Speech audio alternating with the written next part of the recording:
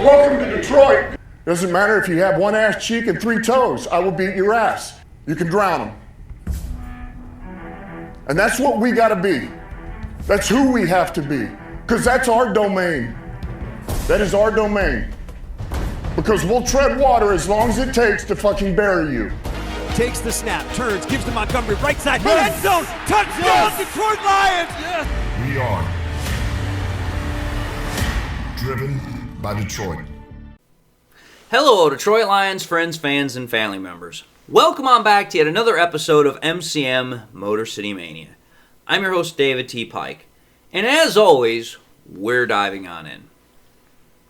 So, folks, if there's one thing that I absolutely love above all else to do, is I love to unearth these hidden gems, if you will. I love finding pieces of data that nobody else talks about.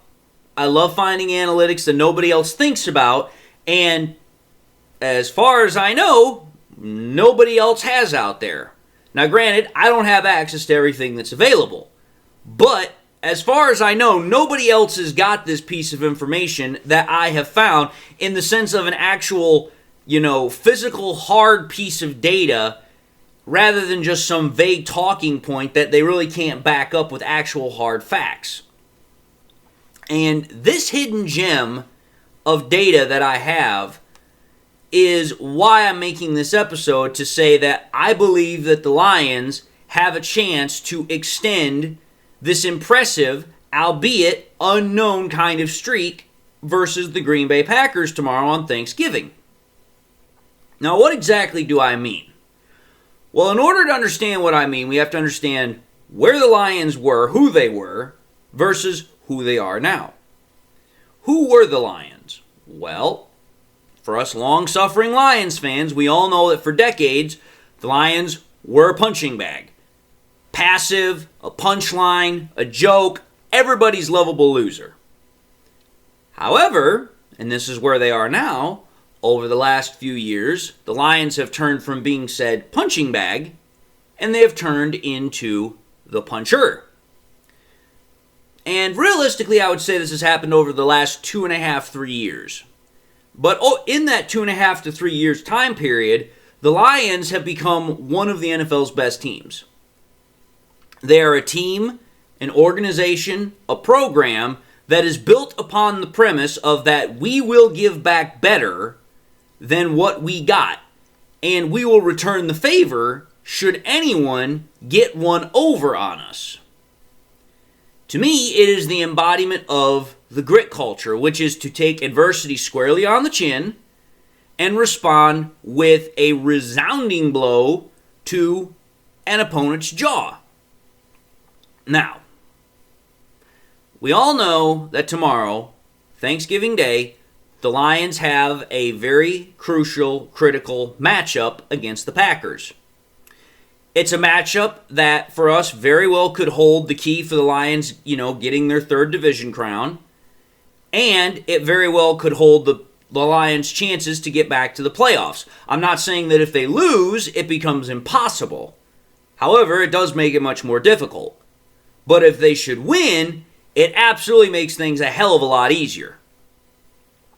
And I'm going to agree with some of the comments that I've been seeing and some other thoughts that I've heard. This is another playoff game for the Lions. The Lions' playoff season, for lack of a better word, kind of started last week. And the Lions are already in playoff mode. That's exactly where they're at right now.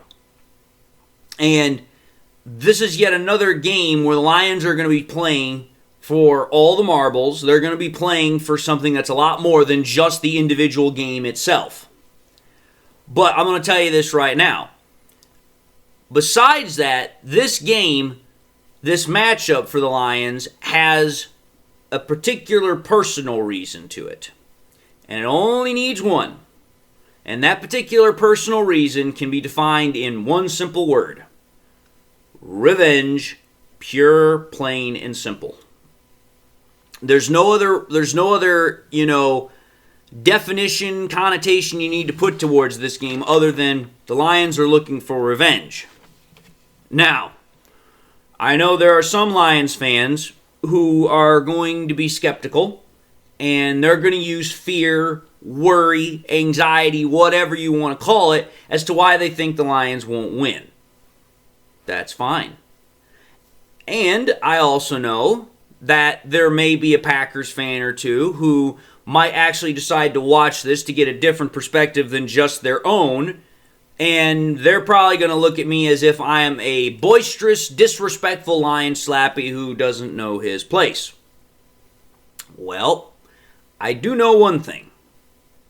And what I do know is that, like I said, I stumbled upon this little hidden gem by just one day sitting down at my desk at work and just, start writing something out. And in fact, I still have the scrap piece of paper that I realistically started this on. And you can literally see it right here. I literally started this scrap piece of paper about, a month or so ago. And it just literally sat on my desk. Literally sat on my desk for that month. And I kept thinking, am I going to use this? Am I going to throw it away? Am I going to get rid of it? Whatever. And I just kept letting it sit there. But then, when I thought about this game, I took a look at that scrap piece of paper, and I'm like, oh my. This is something that I know nobody is talking about in the sense of actual, hard, quantifiable data. Something that you can actually show, hey, there's a trend here. There is a streak here. There is something that I can actually show, that I can actually prove to what I'm saying, more so than just some vague point. Well, let me show you exactly what I'm referring to here. I'm going to put it up on the screen in an Excel spreadsheet here, so that way you guys can actually see what I wrote here on this scrap piece of paper. On one side, you're going to see a whole bunch of red. Red annotates losses. You're going to see on the other side, green, a whole lot of that, which annotates wins. What you should notice is that for the teams that are connected to those colors and those outcomes, those are all teams that we've played in the past. But we've played those teams at least more than once. We played them one time and they beat us, and then the second time we beat them, more often than not, we have beat them in return.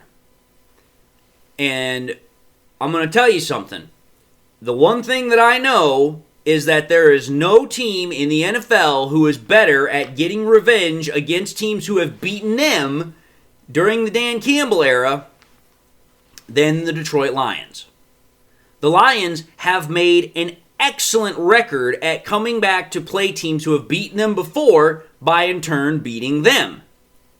And like I said, that record that I just put out there is pretty much just to say, hey, if you think I'm crazy or if you don't believe me, take a look at those matchups. Because if you think about it, there are quite literally 11 games that are on there, and the Lions have played those teams, and when they lost the first time, they then came back and they won against them most times the second time. Now, of those games, there's 11. If you go back to when I started doing that, the Lions have literally beaten every team that have beaten them and had a rematch 9 times out of 11. Think about that. 11 times they've rematched against a team that has beaten them prior, and then they have come back and beaten that team 9 times out of 11. The only team, and again, I'm going to put it up there so that way you guys can reference it just once more. The only teams that they have played against for a second time and have not beaten them are the Bills and the Eagles. And you have to think about it here. In both sets of those games where they had the rematch, it wasn't like they got their asses handed to them. It was actually a rather tight game, and for the most part, it kind of came down to the wire. Furthermore, consider that every single rematch that I have put up there on the screen that I just had, when the Lions started that whole thing, and then when you take a look at the points scored in the second game in the rematch, and you take a look at all 11 of those games, the Lions' point spread when they've had the rematch game, it has been absolutely ridiculously lopsided. I mean, it's absolutely crazy how lopsided the point spread has been. In terms of every single game that they've had as far as a rematch, they have had a point spread total difference of plus 120. Think about that. Plus 120. That means that in those games that they've had rematches against teams that have beaten them previously, and then they had a rematch and they won the second go around, they've outscored their opponents by 120 plus points. And you want to know what that totals out to in terms of average points per game in those games? 34 points a game in those rematches. And then it gets even better. Of those 11 games, 7 of those games, the Lions scored 30 or more points, and in 6 of them, they scored 40 or more points. And so, like I just said, 9 out of 11 they have won. That is a win percentage of .818. That is ridiculous. That right there proves beyond a shadow of a doubt, based upon just, going on ESPN or going to Pro Football Reference or whatever freaking historical, database you have available to you, you can go back and you can say, okay, based upon the last time that a team beat us, and then when we had that rematch, that is exactly what we're seeing here. So what exactly does that have to do with this upcoming game that the Lions have against the Packers? Well, the Packers beat us in week 1 this year. They won 27-13. The Lions are getting set to play the rematch this year, like I said, on Thanksgiving. I just showed you all that when the Lions get beat the first time, they have a pretty damn good chance of winning the second go-around. They've only lost twice out of 11 rematches for the last, 2.5, 3 years, if I recall correctly, when I put this whole list together. So think about that. The Lions as a team in general are resoundingly great at getting revenge against teams that have beaten them over the past, especially since Dan Campbell's been here. But you want to know what makes this, hidden gem that much more impressive? That much more intriguing? What makes it that much more intriguing is, like I said, the Lions have outscored those opponents in those rematch games by a point spread of 120 points, right? Well, obviously that means you have to have a pretty damn good defense, but it means you have to have a pretty damn good offense too. And it means that there's been a lot of other things that have had to factor in there. It means you're going to have players that are inside and outside of lineup, both offense and defense. You're going to have multiple offensive line rotations. You might not be at home. You might be away. You've got all these different little factors that come into this whole conversation that you kind of have to view when you take a look at this. Well, here's what I can tell you right now off the top of my head. There's only really been one constant in every single game that the Lions have played other than Dan Campbell being the head coach. And that answer is Jared Goff. Now, I'm not saying Jared Goff is the total reason for these revenge games, going the way that they've gone.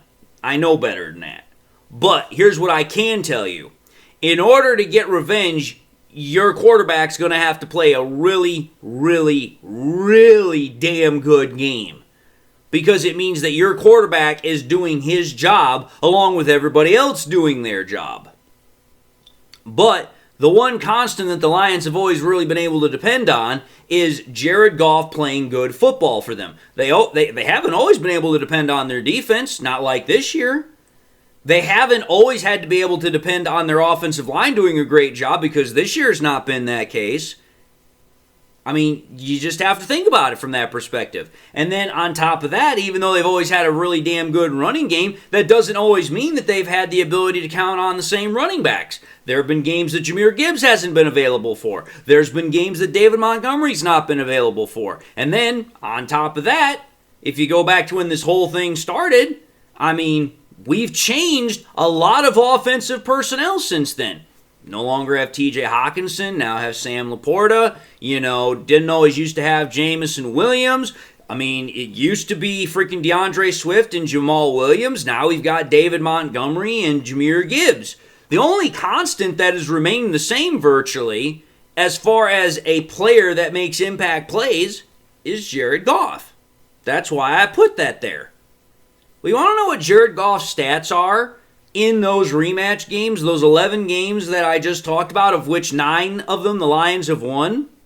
Take a look at this. This is going to impress you. In those 11 rematch games, Jared Goff has completed 68.6% of his passes for just a smidge over 3,000 passing yards, 8.7 an average a throw, 25 touchdowns, which is a 7.2 touchdown percentage rate per throw, to only 2 interceptions, which is a 0.5 interception percentage rate per throw, with a 117.2 passer rating, and as I said, a 9-2 record. I'm just going to put this out there for you all, folks. Just going to put this out there for you. I don't care what you think, but for a quarterback to not only be that efficient, but that dominantly prolific, it says something. Like I said earlier, multiple different offensive line rotations as far as starters, players on offense and defense that are in and out over those games with injuries. Then on top of that, you have all the different opponents that he's played. Then on top of that, you've got the fact that some of them are at home, some of them are on the road. I mean, you're talking about how you have a quarterback that it doesn't matter where he plays, it doesn't matter who he plays against, or who he plays with. He still is playing at an elite level, which allows not only the offense, but the team in general to play at a dominantly high level to get those revenge games, which is a huge reason why the Lions have been able to have such a deadly revenge game attitude as what they currently have. So what's my summary here? My summary is this. For the Lions, this game that they've got tomorrow on Thanksgiving against the Packers, it's more than just a Thanksgiving tradition game for them. It's about reasserting and reestablishing a position of power and authority, not only in themselves, but the NFC North and the NFC. Getting that win will continue that revenge streak or revenge trend, however you want to call it. But it will also reestablish the Lions as a top team, not just a good team.